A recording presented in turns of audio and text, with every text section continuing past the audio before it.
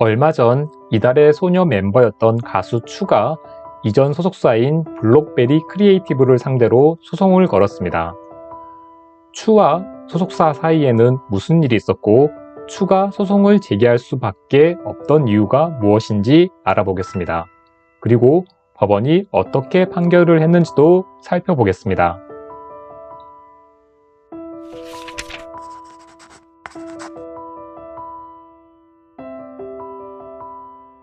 추는 본명이 김지우이고 1999년생입니다. 그녀는 데뷔 전부터 귀여운 외모로 주목을 받았는데요. 연예인이 되기 전에도 인스타그램 팔로워가 13,000명이나 되었습니다. 추가 본격적인 연애 활동을 시작한 건 2017년 11월입니다. 추는 12인조 걸그룹인 이달의 소녀의 10번째 멤버로 선발되었습니다. 이달의 소녀는 2016년 10월부터 매달 한 명의 멤버를 공개하는 독특한 데뷔 프로젝트로 주목을 받았는데 2018년 8월 19일 완전체가 되었습니다. 추와 소속사 블록베리 크리에이티브가 전속 계약을 체결한 건 추가 데뷔하고 나서 약 한 달이 지난 2017년 12월입니다. 추가 소속사에게 소송을 건 결정적인 이유는 수익 정산 때문이었는데 당시 추와 블록베리가 체결한 전속 계약 중에서 수익 정산에 관한 내용은 이랬습니다. 일단 매출이 발생하면 블록베리가 70%를 가져가고 추는 30%를 가집니다. 문제는 연애 활동에 들어간 비용을 정산하는 비율입니다. 계약서에 따를 때 연애 활동에 소요되는 모든 비용은 블록베리와 추가 50대 50으로 부담합니다. 1,000만 원의 매출이 발생했는데 그중 비용이 600만 원인 경우에 어떻게 정산이 이루어지는지 알아보겠습니다. 매출 중 70%인 700만 원은 블록베리가 갖고 30%에 해당하는 300만 원은 추가 가집니다. 그런데 여기서 끝이 아닙니다. 전체 비용 600만 원의 절반인 300만 원씩을 블록베리와 추가 부담합니다.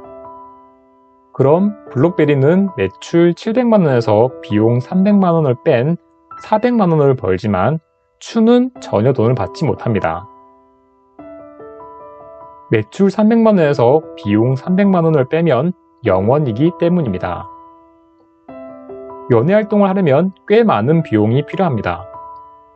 매니저 및 스타일리스트 월급, 의상비, 촬영 관련 비용, 식비 등 항목도 다양하죠. 그런데 그 비용을 블록베리와 추가 5대5로 나누니 블록베리는 이익을 크게 얻고 추는 이익을 거의 얻지 못하게 된 겁니다. 전속 계약에 따르면 블록베리는 주기적으로 추에게 정산 자료를 제공해야 합니다.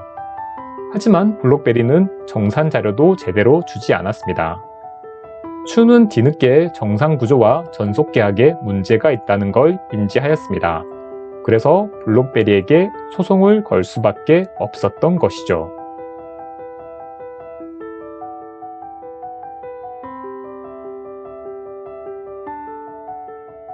계약을 체결하면 지키는 게 원칙입니다. 만약 계약을 안 지키면 계약이란 게 있을 필요가 없습니다. 이걸 법학에서는 계약 준수의 원칙이라고 하죠. 하지만 모든 원칙에 예외가 있듯이 계약 준수의 원칙에도 예외가 있고 계약을 지키지 않아도 되는 경우가 있습니다. 예를 들어 계약이 무효라면 지킬 필요가 없죠. 추가 제기한 소송은 전속 계약이 무효라는 걸 확인해달라는 소송입니다. 추가 전속 계약이 무효라고 주장하는 이유는 뭘까요? 그 근거는 바로 민법 제103조입니다. 계약의 내용이 선량한 풍속이나 기타 사회 질서에 위반된다면 그 계약은 무효라고 민법 제103조는 규정하고 있습니다. 선량한 풍속이나 기타 사회 질서라는 건 상식적인 사회의 규칙을 말합니다. 예컨대 인신매매 같은 행위는 건전한 상식에 반하는 것이어서 인신매매를 하기로 계약을 체결했더라도 그 계약은 지킬 필요가 없습니다. 심청이가 공양 및 300석을 받고 인당수에 몸을 던지기로 약속을 했더라도 그 약속을 지키지 않아도 되는데요. 그건 그러한 약속이 선량한 풍속에 위반되기 때문입니다. 그렇다면 추와 블록베리가 체결한 전속계약은 어떨까요? 추는 수익 배분이 지나치게 불공정해서 건전한 사회 질서에 위반된다고 주장했습니다. 하지만 블록베리의 입장은 달랐습니다. 연예 산업의 특성상 초기 투자 비용이 많이 발생하므로 연예인도 일정한 비용을 부담해야 한다고 반박한 것이죠. 결론적으로 법원은 추의 손을 들어주었습니다. 앞에서 살펴본 것처럼 전속계약의 수익 배분 방식은 추에게 매우 불리합니다. 열심히 활동을 해도 수익 정산을 거의 받지 못하고 비용이 전체 매출 대비 60%를 넘으면 비용 부담이 더 커서 오히려 빚을 지게 되는 일이 생깁니다. 추는 이달의 소녀로서 가수 활동을 열심히 했습니다. 강철부대나 미스터 트롯2 등의 예능에서도 맹활약을 했고 특유의 귀여움으로 인기도 매우 많았습니다. 하지만 추는 정산을 거의 받지 못했습니다.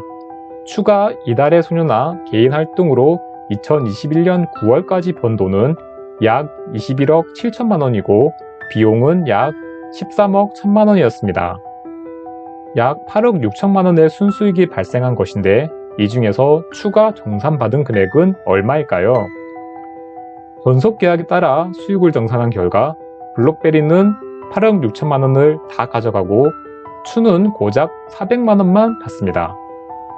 8억 6천만 원 대 400만 원. 아무리 생각해도 이건 추에게 지나치게 불리합니다. 그래서 법원은 수익 배분 조항이 무효라고 판결했습니다. 전속계약에서 수익 배분은 핵심적인 부분이고 수익 배분 조항이 무효라서 전속계약이 전체적으로 무효라고 봤습니다. 물론 이렇게 생각할 수도 있습니다. 계약이 그렇게 불리하다는 걸 알았다면 계약을 체결하지 않으면 되는 거 아니냐. 어느 정도 타당성이 있는 주장이기도 하지만 블록베리와 전속계약을 체결할 당시에 추는 만 18세에 불과했습니다. 계약 구조를 정확하게 이해하기는 어려울 수 있는 나이입니다. 그리고 아이돌 지망생과 소속사의 관계를 생각해보면 소속사가 훨씬 더 우월적인 지위에 있기 때문에 계약이 불리해도 울며 겨자 먹기 식으로 계약을 체결하는 일도 있습니다. 추는 소송에서 이겼지만 추와 블록베리의 분쟁은 완전히 끝나지 않았습니다. 블록베리가 1심 판결에 불복해서 항소를 제의했기 때문입니다. 모쪼록 2심 소송을 담당하는 서울고등법원이 상식과 법리에 부합하는 현명한 판단을 했으면 합니다.